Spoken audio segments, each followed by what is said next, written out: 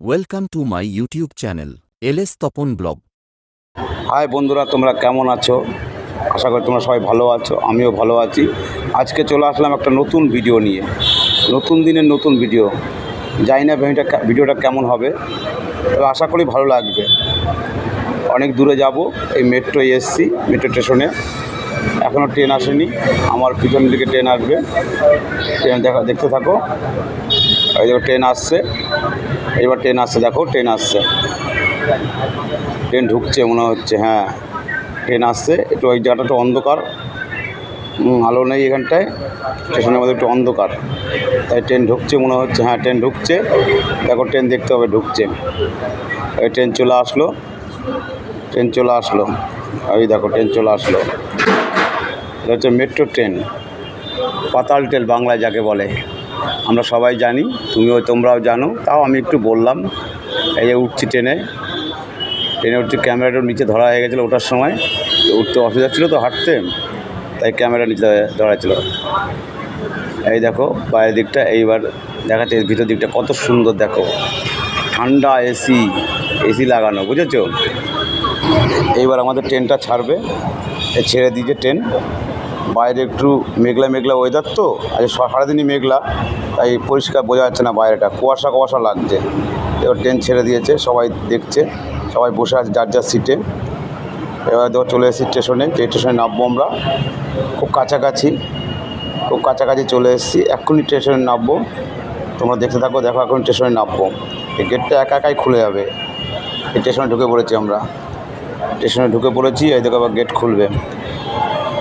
এবার গেটটা খুলে প্রথমে বাঁ দিকে যাবো, গিয়ে আবার ডান দিকে যাবো। গেট খুলছে, দেখো গেট খুলে গেল। এই বাঁ দিকে যেতে গিয়ে আবার ডান দিকে যাচ্ছি। দেখে নিলাম পোস্টারটা কোন দিকে যাচ্ছি আমি। দেখেছো বন্ধুরা, আজ ওয়েদারটা খুব ভালো, মেঘলা ওয়েদার, কিন্তু গরম নেই। এটা কষ্ট হচ্ছে না, মজা হচ্ছে। কিন্তু এসি ছিলাম তো এতক্ষণ, ভালোই লাগছিলো। এই উঠছি, এবার যাব লিফটে উঠছি। লিফটে অনেকেই চড়েছো, কিন্তু অনেকেই দেখোনি। যারা দেখোনি তারা দেখে নাও। এখানে শুধু দাঁড়ালেই হয়ে যাবে, হাঁটতে হবে না, না হাঁটলেই চলে যাব। দেখো উঠে পড়েছি, এই দেখো চলে এসেছি। সামনে আবার পুলিশ কাকু দাঁড়িয়ে আছে, ও আমাকে ক্যামেরা দেখলেই ব্যাস, যদি দেখেছে ভিডিও করি অবস্থা খারাপ করে দেবে, জেলও হয়ে যেতে পারে। ওই জন্য ক্যামেরাটা উল্টাপাল্টা হচ্ছে। নিচের দিকে তাক ধরে রেখেছি। এখানে টিকিটটা পুশ করতে হবে, ওই লালটা খুলে যাবে। দেখো টিকিট পুশ করবো, এই টিকিট পুশ করলাম, লালটা খুলে গেল। আমি বাইরে বেরিয়ে যাচ্ছি। এই দেখো এখানে পুলিশ কাকু আছে বলে ক্যামেরাটা নিচে ধরে রেখেছি, যাতে বুঝতে না পারে যে আমি ক্যামেরা করছি। এই দেখো রাস্তার দিকে আগিয়ে যাচ্ছি। এবার সিঁড়িতে উপরে উঠবো, এই উঠে পড়েছি, যাচ্ছি মেট্রো দেখো ট্রেনে। বাইরের দিকে চলে এসেছি। এবার অটোতে উঠতে হবে। এবার লোককে জিজ্ঞাসা করবো, দাদা এইখানটা যাবো, অটোটা কোথায়? যেখানে যাওয়ার কথা আছে যেখানে যাবো সেখানে তার অটোটা যাবো। জিজ্ঞাসা করবো। তাহলে বন্ধুরা তোমরা বুঝেছো? দেখতে থাকো ভিডিওটা, হেঁটে লাইক যাচ্ছি কমেন্ট শেয়ার করো। বন্ধুরা, ভিডিওটা ভালো লাগে। এই যে অটোতে উঠে পড়েছি, অটোতে করে যাচ্ছি। কত সুন্দর পরিবেশ, গাড়িতে ঝাঁকুনি হচ্ছে তাই ভিডিওটা কাঁপছে। মনে করো না, আমি নতুন, তো এখনও ঠিক আগের মতো ভালো করতে পারি না, আমি তো নতুন, ঠিক আছে? এই রাস্তায় আমি কোনোদিন আসিনি, এই প্রথম আসলাম। মানে এই রুটটায় কোনোদিন আসিনি, এলাকায় এসেছি কিন্তু এই রুটে আসিনি অটোতে করে। আগিয়ে গেলে কালীঘাট, এই যে কালীঘাটের মন্দির গেট। এবার সামনে চেতলা ব্রিজ, এই যে চেতলা ব্রিজে উঠছি। আর কিছুক্ষণ পরে আমি নেমে পড়বো, মিনিট দুয়েকের মধ্যে ব্রিজটা টপকে গেলেই আমি নেমে পড়বো, ওভারটেক করার পরেই। এই চলে আসলাম আলিপুর মিউজিয়াম, এইখানে আমার আসার কথা ছিল। এই যাচ্ছি, এবার রাস্তা পার হব, রাস্তার এপারে না, ওই রাস্তা পার হয়ে যাচ্ছি মন্দির, এই গেটে, মন্দির না, আমি ভুল বললাম, মিউজিয়ামের গেটের সামনে চলে এসেছি। এই দেখো যাচ্ছি, এই যে সেই মিউজিয়াম, আকাঙ্ক্ষিত মিউজিয়াম, কলকাতার সবচেয়ে বড় মিউজিয়াম। আগে এটা জেলখানা ছিল, এখন জেলখানা অন্য জায়গায় চলে গেছে দক্ষিণ 24 পরগনা বারুইপুরে চলে গেছে জেলখানা, এখন সেটা মিউজিয়াম হয়েছে। কত সুন্দর, কত সুন্দর হাতের কাজ, দেখো ব্রিটিশরা করে গেছে, দেখেছো কত সুন্দর লাগছে। এবার এখান থেকে ঢুকতে হবে, ঢুকে টিকিট কাটতে হবে। অনেকে জেনে রাখো, যারা আসুনি তারা জেনে রাখো, 30 টাকার টিকিট মাথা পিছু, 30 টাকার টিকিট লাগে। এবার টিকিটটা কাটবো, টিকিটটা কেটে ভিতরে ঢুকবো। দেখো আমি যাচ্ছি, কিন্তু টিকিট কাটার ওই জায়গাটা ভিডিও করা বারণ আছে, তাই ওখানে ভিডিও করতে পারিনি। বাদিকে কফি হাউস, কফি খেতে পারো, ওখানে আড্ডা মারতে পারো। এইবার ভিতর দিকে যাচ্ছি, আমি ভিতর দিকে যাচ্ছি। হ্যাঁ, টিকিট কাটার ওখানে বাদিকে টিকিট কাউন্টার, কিন্তু ওখানে টিকিট কাটার সময় এই টিকিট কাটা হয়ে গেল। এবার যাচ্ছি, সামনের দাদা আমাকে চিনতে পেরেছে, দাদা চিনতে পেরে আমাকে হ্যান্ডশেক করলো। হ্যাঁ, এই দাদা আমার সঙ্গে হ্যান্ডশেক করলো, দেখতে থাকো।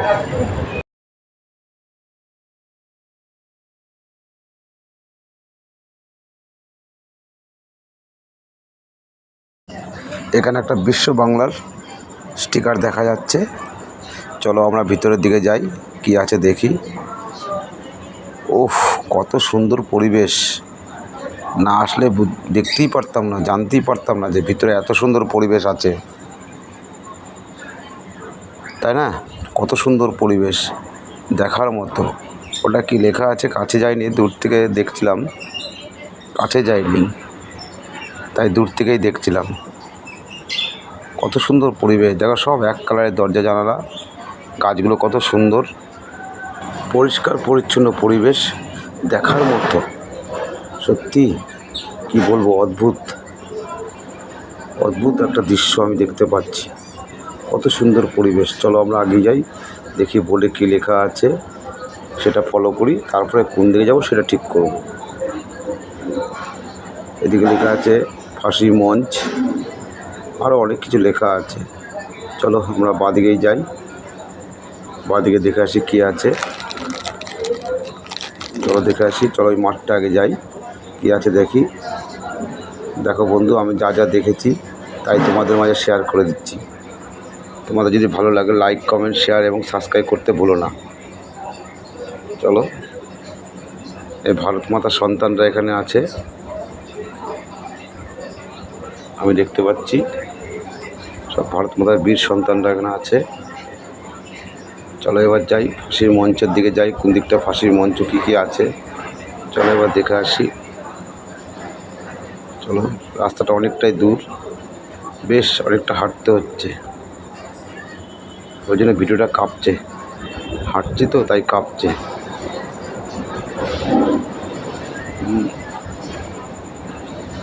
আমরা ফাঁসি ঘরের দিকে আগেই যাচ্ছি, দেখা সেটা কি বোর্ডটা, এখানে সবাইকে ফাঁসি দেওয়া হতো, ইংরেজরা ব্রিটিশরা যাদের আমাদের দেশপ্রেমীদের ফাঁসি দিত, সেইখানটা আগেই যাচ্ছি। ফাঁসির মঞ্চ এদিকে, চলো দেখি কোথায় ফাঁসি হতো, দেখবো। নেহেরু হল, নেতাজি হল, সবাই আমিও দেখবো, সেটা তোমাদের মধ্যে শেয়ার করে দিলাম। না, নেহেরু হল, নেতাজি সেল সব আছে। এই যে ফাঁসি কক্ষ, ফাঁসি মঞ্চ এদিকে, চলো এখানে যাই, দেখে আসি, ঘুরে আসি, আমরা আগেই যাই। ফাঁসি মঞ্চ ঘুরে আসি, চলো দেখে আসি। এই কী লেখা আছে বাংলায় ছোট ছোট করে, চলো ঘুরে আসি ফাঁসির মঞ্চের কাছাকাছি। এই ঢুকে পড়লাম আমরা ফাঁসির মঞ্চে। চলো, এখানটা বহুত নামী গুণীমান ব্যক্তিদের, দেশপ্রেমীদের এখানে ফাঁসি দেওয়া হয়েছিল। এইখানে দেওয়া হয়েছিল লাস্ট 2004 সালে 14ই আগস্ট ধনঞ্জয় চট্টোপাধ্যায়কে ফাঁসি দেওয়া হয়েছিল এইখানটায়। এই সেই জায়গা 2004 সাল 14ই আগস্ট ধনঞ্জয় চট্টোপাধ্যায়কে ফাঁসি দেওয়া হয়েছিল। হিতাল পাকড়ের খুনির অপরাধে, ধর্ষণ এবং খুনির অপরাধে ধনঞ্জয় চট্টোপাধ্যায়কে এখানে ফাঁসি দেওয়া হয়েছিল। সে ফাঁসি দিয়েছিলেন মাননীয় নাটা মল্লিক। এই সেই জায়গাটা, এখানে আসার পর আমার গা পুরো লোমে দাঁড়িয়ে গেছিলো, গা ছিমছিম করছিল। এই সেই জায়গা, ভাবুন এই জায়গাটা একসময় কত ভয়াবহ ছিল, কত মানুষের প্রাণ, আমাদের আপন মানুষের প্রাণ গিয়েছে এইখানটায়, কত লোকের, ক্ষুদিরাম বসু এরকম আরও মহান ব্যক্তিদের প্রাণ এখানটায় গিয়েছে, কত কষ্ট করেছে। এইখানটায় ফাঁসি দেওয়া হতো, কত কষ্ট দেখার, মানে কি বলবো, আমার এই জায়গাটা দেখে গা শিরশির করে উঠছে। আবারও বললাম, কেমন লাগছে যেন সে তাদের কথা বারবার মনে পড়ছে। হ্যাঁ, এই জন্য বলে সকল দেশের সেরা আমার এই ভারতবর্ষ, এই মহান ভারত। আর যাদের জন্য আমরা স্বাধীনতা পেয়েছি তাদের এইখানে জীবন গেছে। ভাবুন, একবার ভাবুন তো, আজকে আমি আপনি কার জন্য তো ইসে আছি বলুন তো। কত কত লোকের প্রাণ গেছে এইখানটায়। ইংরেজ শাসকরা অত্যাচার করেছে কত আমাদের উপরে, কত লোক অত্যাচার করেছে কত লোককে। এইখানে আমি স্বপ্নেও ভাবিনি যে কোনোদিন আমাকে এই জায়গায় আসতে পারবো।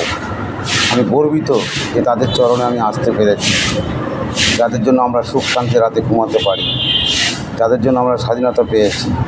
এই স্বাধীনতা সংগ্রামীদের আমি 100 বার 1000 কোটি বার স্যালুট জানাই বলুন, তাই না? তারা তো আমাদের জন্যই প্রাণ দিয়েছে, ঠিক না? আজ এইখানটা পুরো স্মৃতি হয়ে আছে। শত লোকের চোখের জল এখানে, শত লোকের কান্না এখনও ভেসে আসে এই জায়গাটা।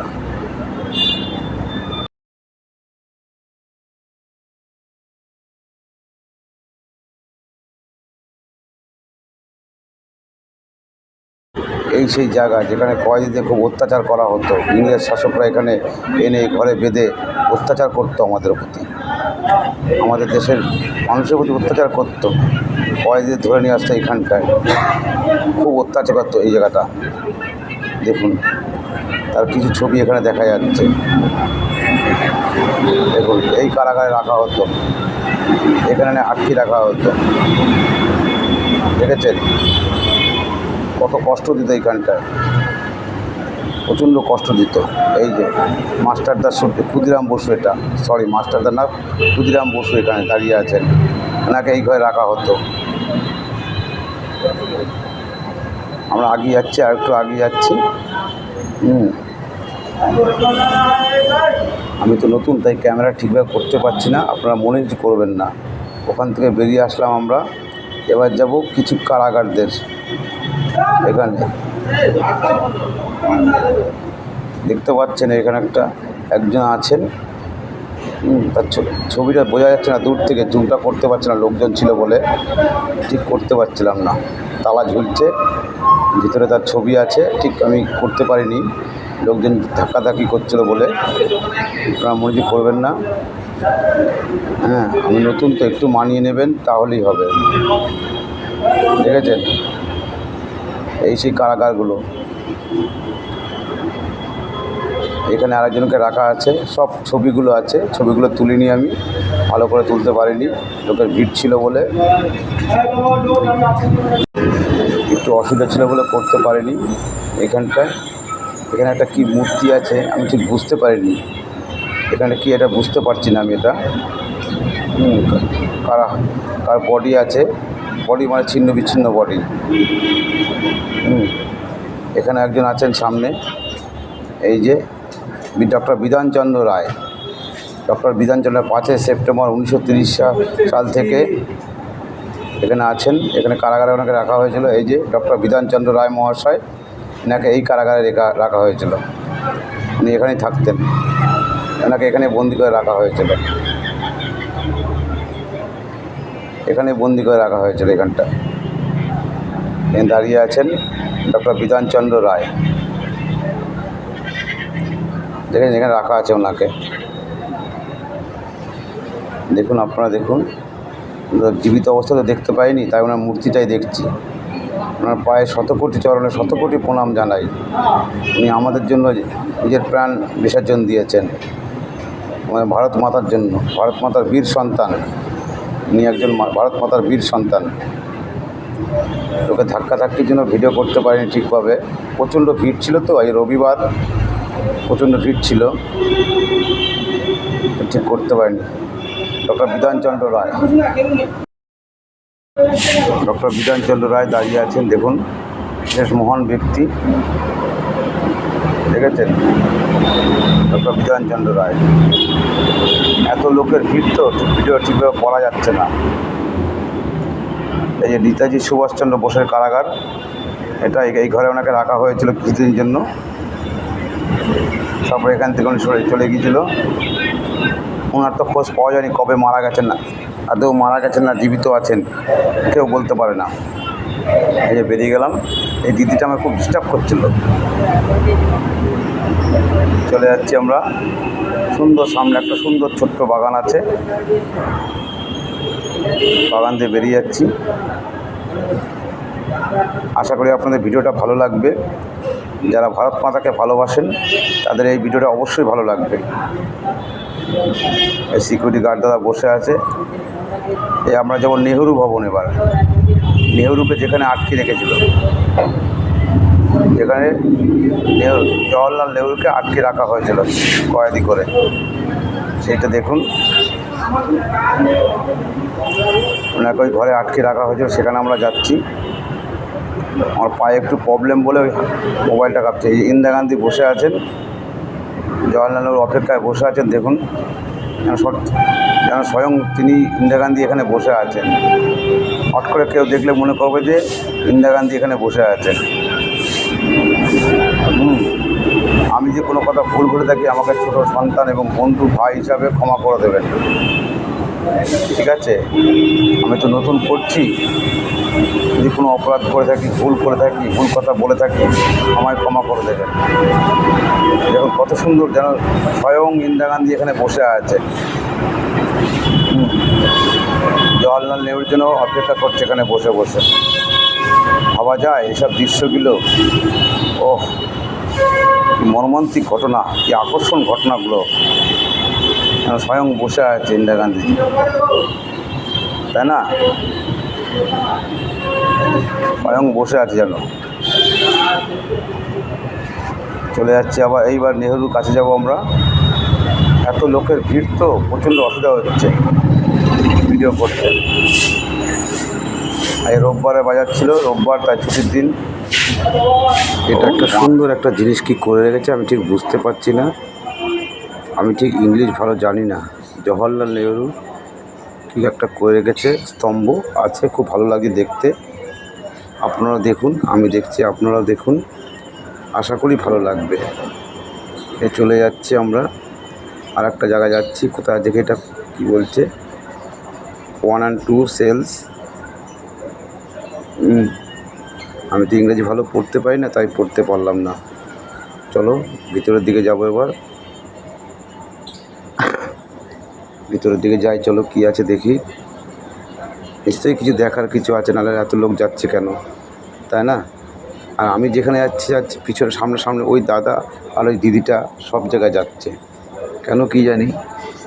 এখানে কি আছে, সেল এগুলো সব কয়েদিরা থাকতো, সব কয়েদিকে রাখতো আমাদের, যারা আন্দোলন করতো, ভারত ছাড়ো আন্দোলনেতে যোগদান ছিল, তাদের এখানে রাখা হতো, কয়েদি বানিয়ে রাখা হতো। দেখেছ, আমিও জেলে ঢুকে গেছি, আমাকেও রেখে দিয়েছে কিছুক্ষণের জন্য। এখানে কিছু নেই দেখার মতো। এবার পুলিশ মিউজিয়াম যাব। পুলিশ মিউজিয়ামের ভিতরে ঢুকে দেখব কি আছে। চলো এবার পুলিশ মিউজিয়ামের ভিতরে ঢুকি। অনেক আছে, আমি শেষ করতে পারিনি। একদিনে শেষ করা সম্ভব না, একার পক্ষে একদিনে সম্ভব না শেষ করা। প্রচুর বিশাল বড় এরিয়া। দেখেছো কত সুন্দর গাছপালা লাগানো আছে, সুন্দর চারিদিকে গাছপালা লাগানো। তার মাঝখানে যাচ্ছি, দেখো একটা ছোট্ট বাচ্চা মেয়ে নাচছে, আমায় দেখে নাচ বন্ধ করে দিল। ভালোই লাগছে। দেখো যাচ্ছি, দেখি কি আছে এখানে। চলো দেখি ভিতরে কি আছে। আগে তো আমি দেখিনি, এখন যাচ্ছে। দেখো পিস্তল, ওরে বাবা, বোমা, পিস্তল সব রাখা আছে এখানে। তখন যারা এগুলো ব্যবহার করতো তাদের এগুলো রাখা আছে, জিনিস, অস্ত্র সব নামগুলো লেখা আছে, কাদের কারা ব্যবহার করতো সব নাম লেখা আছে, সব দেখতে পারবে, ঠিক আছে? সব লেখা আছে। যে পিতলের বোমার কভার, এটা খোল, মানে খোল যাকে বলে, কভার। 1908 সালে পিস্তলটা ব্যবহার করা হতো, তখনকার দিনে। 1908 সালে 31শে আগস্ট। দেখেছো, সব আছে, এগুলো দেখতে পাচ্ছ কত সুন্দর। আগেকার দিনে সব অস্ত্র রাখা আছে এখানে, সব বোমা, বোমার খোল, এগুলো মানে কভার, বোমের কভার এগুলো। চলো আবার নেমে পড়ি। আর বেশি কিছু দেখবো না দিকটায়। এবার চলো অন্যদিকে কোথায় কী আছে দেখি। কত বাচ্চা কাচ্চা করছে, রবিবার না, ছুটির দিন, তাই সব ভিড় করেছে। ছুটির দিন সব ভিড় করেছে রবিবারে। সবাই ফ্যামিলি নিয়ে এসছে ঘুরতে সহ পরিবারে। এই মেয়েটা শুধু আমার ক্যামেরার দিকে তাকাচ্ছে। চলো এবার দেখি আর কোথায় দেখা যায়। আর বেশিক্ষণ ঘুরবো না, ভালো লাগছে না। এই দেখো আগেকার দিনের ইংরেজরা কীভাবে আমাদের বাঙালিদের উপরে কীভাবে অত্যাচার করতো, ভারতবাসীর ওপর কীভাবে অত্যাচার করতো তাই দেখুন। কীভাবে মারতো, অত্যাচার করতো, চাবুকের ঘা আঘাত করতো, কীভাবে অত্যাচার করতো। সেই বদলা তো আমরা নিয়েছি, ওদের এখান দেশ থেকে তাড়িয়েছি, তাই না? এই দেখুন সব লেখা আছে। আন্দোলনে সেলুলার জেলের ব্যক্তিদের ওপর প্রত্যেকে চলতো নির্মম অত্যাচার। ঠিক আছে, চলে আসলাম তাঁতঘর চলে আসলাম। কীভাবে তখনকার দিনে কাপড় তৈরি করে, সুতো তৈরি করতো সব। এই দেখো এক ইংরেজ এক কয়েদিকে বোঝাচ্ছে এইভাবে করতে হবে, ওইভাবে করতে হবে, এটা করতে হবে, ওটা করতে হবে, নাহলে তোমার খাবার নেই, তোমার শান্তি নেই। দেখো সব এই দেখো সুতো গুটাচ্ছে এখানে। কীভাবে সুতো গুটাতে দেখতে পাচ্ছ বন্ধুরা। দেখো তখনকার দিনে কী অত্যাচার করতো ইংরেজরা, মর্মান্তিক। তখনকার দিনের তাঁত এখনও আছে, 100 বছর আগেকার, 100 বছর আগেকার। 1947 সালের আগে এগুলো সব ব্যবহার করা হতো। এইখান থেকে সব কেউ একজন সাধারণ লোক তাঁত বুনছে, দেখতে পাচ্ছ, সে কাপড় তৈরি করছে। ওখানে একজনের সুতো গুটাচ্ছে। অবিকল মানুষ বসে যারা করতো তাদেরই মূর্তি করে রেখে দিয়েছে। এগুলো আমি না আসলে এত কিছু জানতে, কীভাবে যে এদের প্রতি অত্যাচার করা হতো সেটা আর কি বলবো। এখানে এসে আমার গা ছমছম করে। আমাদের ভারতীয়ের উপর কত রকম অত্যাচার হতো দেখেন। সুতো গুটাচ্ছে একজনা, এরকম অত্যাচার করতো। একজনা তাঁত বুনছে, এই দেখেন আর একজনা তাঁত বুনছে। জানি না তোমাদের ভিডিওটা কেমন লাগলো। অবিকল যেন সে যে মারা গেছে তারই সেই বসে করছে। আর কি বলবো, আমার মুখের ভাষা নেই, আমি কথা বলতে আমার খুব কষ্ট হচ্ছিলো এখানে এসে। সত্যি কথা বলতে বন্ধুরা, আমি হাঁপিয়ে গিয়েছি। অসম্ভব, এত বড় এরিয়ায় একা ক্যামেরা ধরে ঘোরা অসম্ভব আমাকে। তার মধ্যে গরমও আছে, মেঘলা ওয়েদার। হ্যাঁ, এর মধ্যে ঘোরা সম্ভব নাকি একা একা? কি বলবো, হাঁপিয়ে গিয়েছি হাঁটতে হাঁটতে। হাঁটতে হাঁপিয়ে গিয়েছি। এবার যাই, আর ভালো লাগছে না, খুব হাঁপিয়ে গেছি। এত বড় এরিয়া একা কভার করা সম্ভব না, বুঝেছ? আবার একটা পার্ট করতে হবে, এক পার্টে হবে না, ডবল পার্ট করতে হবে, বুঝেছ? এক পার্টে হবে না। তাই চলো আস্তে আস্তে এবারে আগেই যাই, বাইরের দিকে যাই, দেখা যাক। হাঁপিয়ে গেছি, এখন জল না খেলে আর পারছি না, অসম্ভব।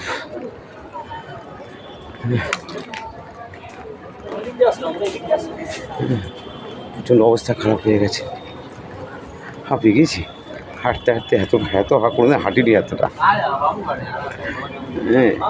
এতটা কোনোদিন হাঁটিনি, এতটা হাঁটিনি গো। ঠিক আছে চলো, অনেক হয়েছে, আর চলো এবার ব্যাক টু হোম। ঠিক আছে, এদিকে কোথাও যেতে হবে না, ব্যাক টু হোম। চলো বাই।